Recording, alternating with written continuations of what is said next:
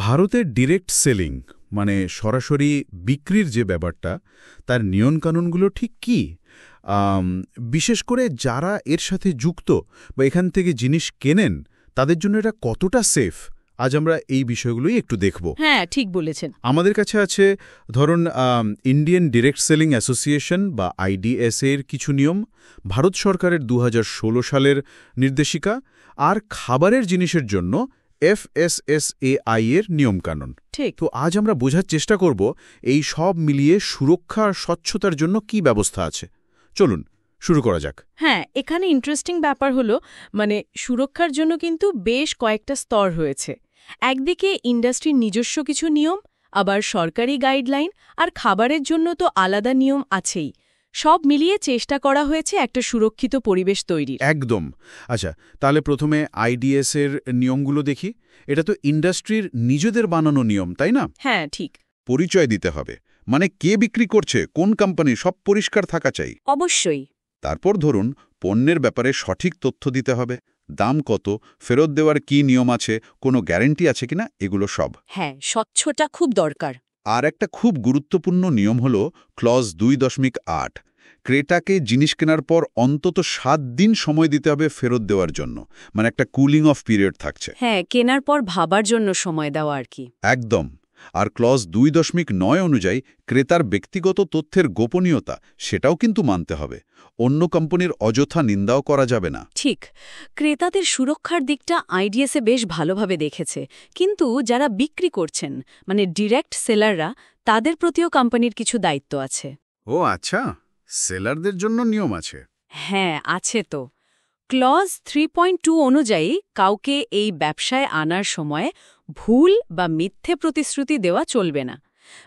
আয়ের সম্ভাবনা কতটা সেটা বাড়িয়ে বলা যাবে না। এটা প্রায়ই শোনা যায় যে আয়ের ভুল ধারণা দেওয়া হয়। ঠিক। তাই ক্লজ 3.3 আর 3.5-এ বলা আছে ব্যবসার সুযোগ আর আয়ের ব্যাপারে সত্যি তথ্য দিতে হবে।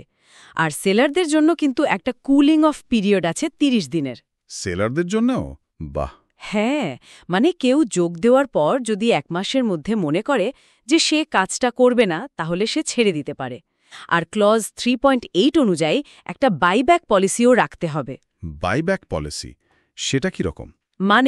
যদি কোনো সেলারের কাছে বিক্রি না হওয়া ভালো অবস্থায় থাকা পণ্য জমা হয়ে যায়, তাহলে কোম্পানি নির্দিষ্ট শর্তে সেটা আবার কিনে নেবে।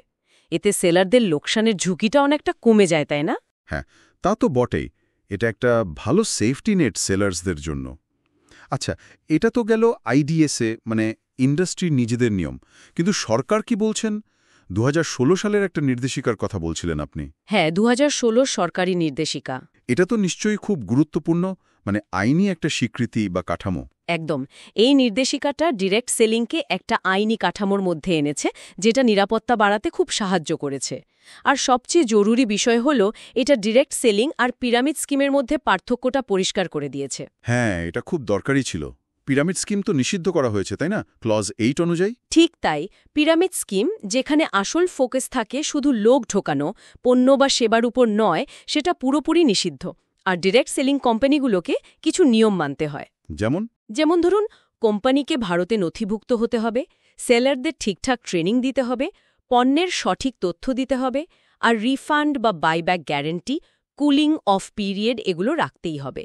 কোনো অভিযোগ এলে তার সমাধানের ব্যবস্থাও রাখতে হবে। আচ্ছা, আর সেলারদের নিজেদেরও কি কোনো দায়িত্ব আছে এই নির্দেশিকা অনুযায়ী?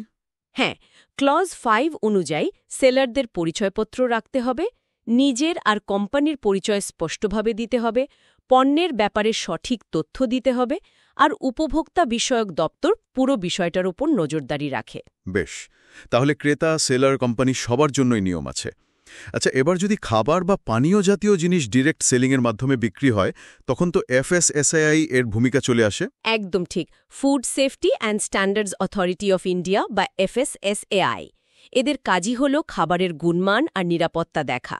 ডিরেক্ট সেলিংয়ে খাবার বিক্রি হলে এদের নিয়ম মানতেই হবে। এদের কি নতুন কোনো নিয়ম এসেছে ডিরেক্ট সেলারদের জন্য? হ্যাঁ, এসেছে। ডিরেক্ট সেলারদের জন্য একটা নতুন কাইন্ড অফ বিজনেস বা কোবি ক্যাটেগরি চালু হয়েছে। ব্যবসার টার্নওভারের উপর নির্ভর করে রেজিস্ট্রেশন বা লাইসেন্স নিতে হয়। ওহো, টার্নওভার অনুযায়ী কীরকম সেটা? ধরুন বছরে 12 লাখ টাকা পর্যন্ত টার্নওভার হলে শুধু রেজিস্ট্রেশন যথেষ্ট। 12 লাখ থেকে 20 কোটি হলে রাজ্য লাইসেন্স, আর 20 কোটির বেশি হলে কেন্দ্রীয় লাইসেন্স লাগে। আচ্ছা, আর সব ধরনের খাবার কি বিক্রি করা যায়? না, কিছু নির্দিষ্ট ক্যাটাগরির খাবারই বিক্রি করার অনুমতি আছে, যেমন ধরুন দুধ বা দুধের তৈরি জিনিস, তেল, দানাশস্য, বেকারি আইটেম, মশলা, পানীয় এই ধরনের। ডকুমেন্টেশনও আগের চেয়ে সহজ করা হয়েছে, শুধু পরিচয়পত্র আর কোম্পানির সাথে চুক্তিপত্র দিলেই চলে। একটা উদাহরণ দিলে ভালো হয়। হার্বালাইফের মতো কোম্পানি। হ্যাঁ, হার্বালাইফ তো আইএসের সদস্য, আর তারা নিউট্রিশনাল সাপ্লিমেন্টস বিক্রি করে।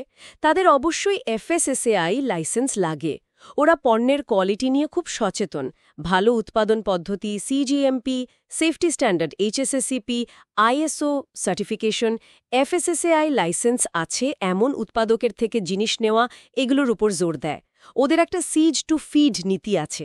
সিড টু ফিড মানে একেবারে বীজ বোনা থেকে শুরু করে ফাইনাল প্রোডাক্ট তৈরি হওয়া পর্যন্ত পুরো প্রসেসটার গুণমান ওরা নিজেরা পরীক্ষা করে। আর এফএসএসএআই ডিরেক্ট সেলারদের কাজ সহজ করতে কিছু নিয়মও এনেছে, যেমন এখন আর মাল স্টোর করার জন্য আলাদা গোডাউন থাকাটা বাধ্যতামূলক নয়। বাহ, তাহলে সব মিলিয়ে যা বোঝা যাচ্ছে, ভারতে ডিরেক্ট সেলিংয়ের জন্য একটা বেশ ভালো একটা মাল্টিলেয়ার্ড কাঠামো তৈরি হয়েছে। একদিকে আইডিএসের নিয়ম, অন্যদিকে সরকারি নির্দেশিকা, আবার খাবারের জন্য এফএসএসএআই। ঠিক। সব মিলিয়ে লক্ষ্য একটাই, ক্রেতা আর বিক্রেতা দুজনের জন্যই একটা নিরাপদ, স্বচ্ছ আর নৈতিক পরিবেশ তৈরি করা। একদম তাই। এই স্বচ্ছতা, অভিযোগ জানানোর ব্যবস্থা আর বিশেষ করে খাবারের ক্ষেত্রে নিরাপত্তার উপর যে জোর দেওয়া হয়েছে, তাতে এই ব্যবসার প্রতি মানুষের ভরসা বাড়ারই কথা। নিয়মগুলো যদি ঠিকঠাকভাবে পালন করা হয়, তাহলে ডিরেক্ট সেলিং কিন্তু একটা নির্ভরযোগ্য উপায় হতেই পারে। তবে একটা প্রশ্ন মনে আসছে, এই বাজার তো বাড়ছে, ভবিষ্যতে গ্রাহকদের আস্থা আরও বাড়ানোর জন্য আর কি করা যেতে পারে? এটা নিয়ে কিন্তু ভাবা দরকার। ঠিক, এটা একটা ভালো পয়েন্ট। ভবিষ্যতে হয়তো আরও নতুন কিছু পদক্ষেপ আমরা দেখতে পাব। আজকের মতো এখানেই শেষ করা যাক। হ্যাঁ, নিশ্চয়ই।